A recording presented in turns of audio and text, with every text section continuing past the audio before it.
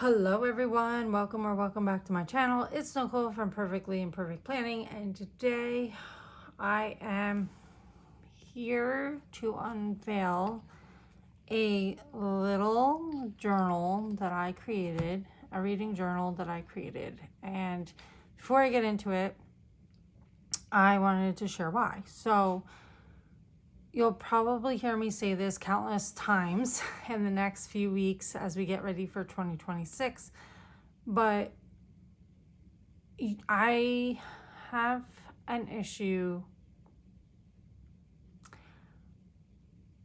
I don't necessarily like pre-printed journal pages, planner pages, whatnot. I find that it never fails that I end up reconfiguring them or changing them, and in my busy time of life I don't have time to do that. I want something that I can open up to and it will be designed to my specifications. It will have the blocks that I want. It will have the headers that I want. It will have all of that. And that comes to reading journals as well. I've tried countless reading journals and I never stick to them because they are not designed the way I think or the way I need them to. I do have a reading blog, so typically my reading journals also have to flow with my blog content so that this way I can refer to the pages I need to for that blog content. So I designed a reading journal that will help me do that. I am going to do a quick flip through of this. I do have some stuff off to the side and I'm going to show you how I'm going to make it pretty, but I just wanted to show you the initial pages that I've created. I'm still creating some pages, but for the bulk of it, I think is done. And I don't want to get too crazy because if I don't end up sticking to it, then I don't want to waste too much paper. I am so excited for this, and I really think that this is going to help me keep me on track. This is designed to be a side journal that I will not necessarily go to every single day. It might be weekly or monthly, pending. I have designed the pages so that I can take some pages out and put them in my catch-all planner.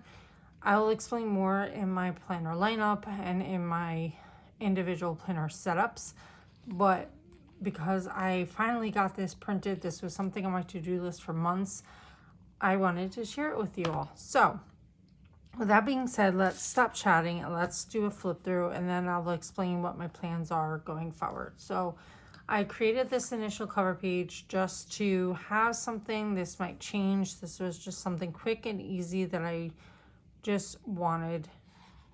It really gets to the point. So if I decided to put a clear cover on this, I knew that it was my reading journal.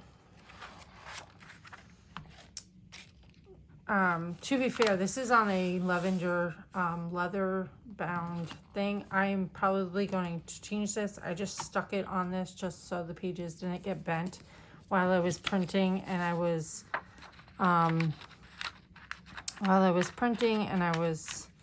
storing. So on the inside, when you open it, you have this inside cover that is similar to the front, but it's a little different and very transparent.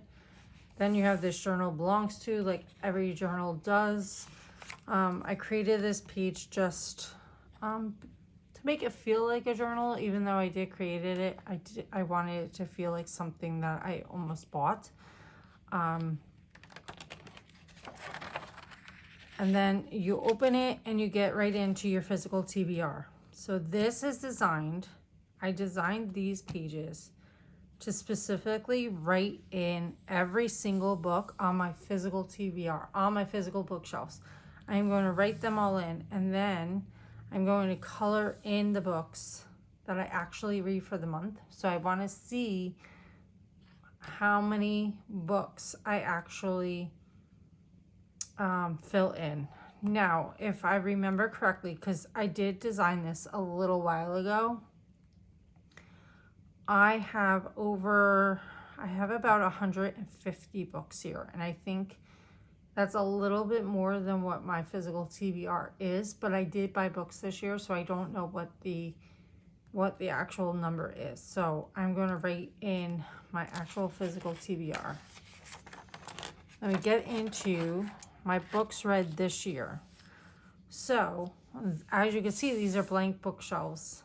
I actually just realized that I printed off 2 of the same pages and I forgot to move the symbols around. And the decor, I forgot to, that's okay. This is mine, it's not a big deal. The thought is that I am going to actually draw in the books that I actually read this year. So these are going to be books that may not be on my physical TBR. These may be audiobooks, whatnot. I'm going to draw in the books that I read, and I kept this blank because my reading is sporadic. I believe this year is the first year that I've read over 50 books, and I have not done that in several years. It's actually surprising because I do have a toddler right now, but I've seemed to gotten into my groove with audiobooks, which has really helped my reading numbers this year. So this is designed so I can get a little more creative and I can color and draw and do all the fun stuff on these 2 pages. Then we get into my trackers. So if you are a reader, you know the Goodreads is one of the main book apps, and they have a Goodreads challenge. I say challenge, where you challenge yourself to read a certain number of books a year. Every book on this pile is 5 books. So it's 5, 10, 15, 20, 25, 30, 35, 40, 45, 50, 55. I put 60. That's a really high number for me. But my goal is to color in the books as I get to each 5 books. Then here I have a reading tracker I created based on the things that I look at when I'm reading. So obviously my review rating, the genre that I read. So I would like to see how many books of each genre I'm reading each year, just to see what my preferences are. The number of pages, short books versus longer books. The publication dates, I always like to see, like, am I reading newer books or older books or really old books? So the lowest is anything 1999 and less. So that's really fun. Format, physical versus audio. Like I said, this year I think I read probably more audio than physical, I think. So it'll be really interesting to see what happens when I color in this year's. But this is something that I plan to fill in as the months go. The reason is, so I do have book clubs. I have 2 book clubs and then personal. So those are my 2 main reasons for reading a book. So it's interesting to see how many books I read. Although, now that I'm thinking about it, I mean, there's typically 24 books if I'm in 2 book clubs, but whatever. I put a similar tracker on the back in case it goes over and I need a second page. And then we get into my reading logs. The actual books that I'm reading. So this is like a page that I can keep in my planner if I want to, and I can fill it in because my catch-all is something that goes with me everywhere I go. And I have 2 pages of this. I believe I put 20 books per side. So I have the title, the author, the start date for when I started the book, and then the end date. And I have 1, 2, 3, 4. So 80. It would technically be 80 books, but that's fine. 1, 2, 3, 4, 5, 6, 7, 8, 9, 10. 12. Yeah, 20 bucks. Okay. Then I have a purchase log here. This is for any books that I have purchased. I only put 1 sheet here because I don't anticipate me buying more than 40 books, although that has happened. If I do purchase more than 40 books, I have a problem. But I have a little purchase vlog here. This has been a long time coming. I've done it multiple ways, but I have the title similar to my reading log, but I have for the two, instead of start and end, I have the date that I purchased it, and then if I read it, it'll be just a check mark. So I want to see how many books I'm buying a year, and then if I'm actually reading them in that year. My goal is always to read the books that I buy. That doesn't always happen, and then it goes on to my TBR for the following year. So it's a better way for me to see it. Again, I have that front and back so that if I want to take it out and put it in my planner, I can. Anticipated new releases. These are all the books that I want to read. Now, this has to do with my blog. I always do I do a post at the beginning of the year and then mid-year about new releases I'm excited to get to. So these are all the anticipated new releases that I see. In fact, I've already have found one for the upcoming year. So I'm going to start filling this in the next month or two so that I can get ready for these blog posts. That page actually might move in here, but for now I have it there. And that's what I love about the Discbound, is that I can move things around as I'm working with them, and I realize I need certain sections, certain places. Right. I am also part of 2 book clubs. So I have the Modern Library Book Club, and I have a similar page for the Capital District Book Club. And on the back, I have details for that book club. So that this one's a little longer because I have administrative items to cover. Then we get into my blog stuff. So this is more of the like monthly breakdowns for me, for reading, for my blog, for everything. So we start with this January cover. These books are designed to be big enough so I can write in them. So typically what I do is I put my TBR. I'll leave this blank for other, so I will fill in any books that were not initially on my TBR but I ended up reading. Then I might actually do maybe audiobooks on this. Sometimes I'll put, I have a post that I do, Top 10 Tuesday. It's like a weekly meme with a theme. So I usually put those there. And then I can leave this 4th book for whatever I want to do. I could decide to, I don't know, do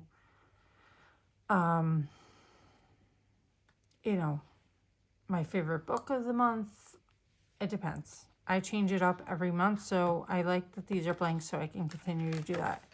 On the back is a monthly sheet, and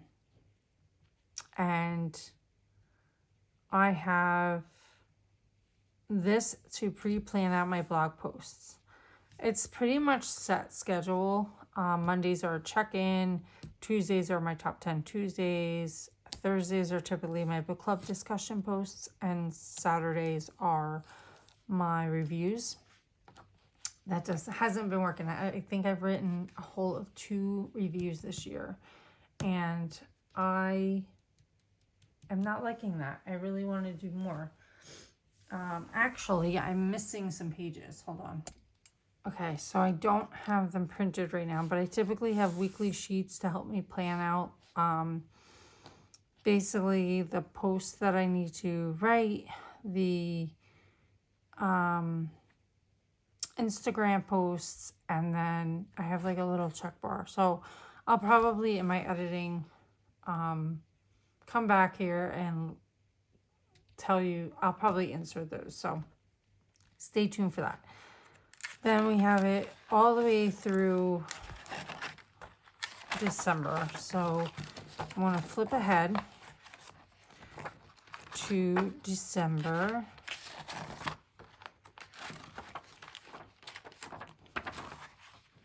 So those are going to be my weeklies, my monthlies. Okay. Then we have my review pages. And I really like how these turned out. So I have my title here. author, genre, publication year, and then book club. So pretty much almost all of the categories for my tracker. So this way I can go in and I can go in and fill in the tracker when I get done. I have a little photo bar here so I can put the cover, and then my initial thoughts upon reading, my reading, and then the initial review with some lines on the back. As I'm looking at this, I'm realizing that the lines on the back are really, really dark. And, you know, that's what's great about creating your own planner pages. Like, I can go in and I can lighten these up and reprint them. I mean, these are just for me. So I'm going to see how these work. There might be some other adjustments I need to make. So I'm going to use what I have right now and then go from there.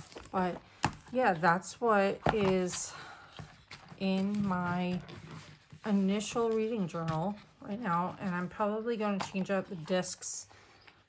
These are sticking and I'm not liking how they're sticking. I think I'm just used to metal discs at this point, and plastic discs are just not working for me. But this is initially going to be a storage thing, so I might keep them on here. What's going to change to this is I'm going to add some loose leaf paper just to have it, just for extra notes and stuff. And then I do have some pages from Jane's agenda that I might add in. This is a to be read book list. So I have fiction books here, and then I have nonfiction books. So I think these are going to be books that I want to read this year, and nonfiction books that I want to read this year, or books that I see, books that are recommended to me. So I just want to have a sheet on here. I have them already, so I want to see if I even use them before I create them. And then I also want to see what doesn't work for me for this. So, and then I have this favorite quotes and sayings, which I really like because a lot of the times I'm pulling out quotes, and there are a lot of prompts. I like to do posts about favorite quotes and sayings, so I really want these in here, and I have a few pages of those. And then we have gotten these memory keeping sheets from Jane's agenda, and I thought they would be really good for additional review sheets if I needed them, because there's a cover right there. And if I need them, if I run out of paper, I might as well use what I have. And then some more reading notes, which I might use just for book club notes from my book club, because everyone has something to say, and I usually typically take notes about this. So these are great because they're so simple that I might use them for that. And yeah, that is going to be my reading journal for 2024. I'm so excited about this. I'm so proud that I finally got a chance to do this. I'm definitely going to throw in the weekly pages that I have here, and I will my idea is, if you've seen reading journals, what I like about the disc bound system is that I can put all my review pages in one spot and not feel pressured to fill in certain amount of review pages per month, as some journals are set up. So I can just fill out a review page and then tuck it into the month that it goes in. And I'm probably going to section off these things.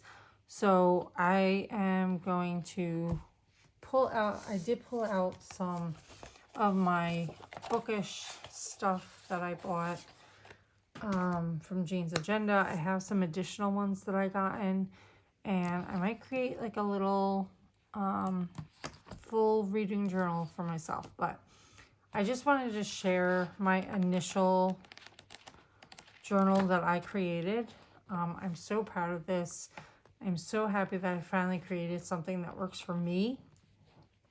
And I will probably check in a few months from now, see what's working, see what's not working. But yeah, that is my first journal / planner for 2026.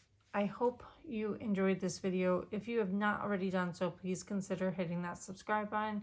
Continue following me on this planning journey. Till next time.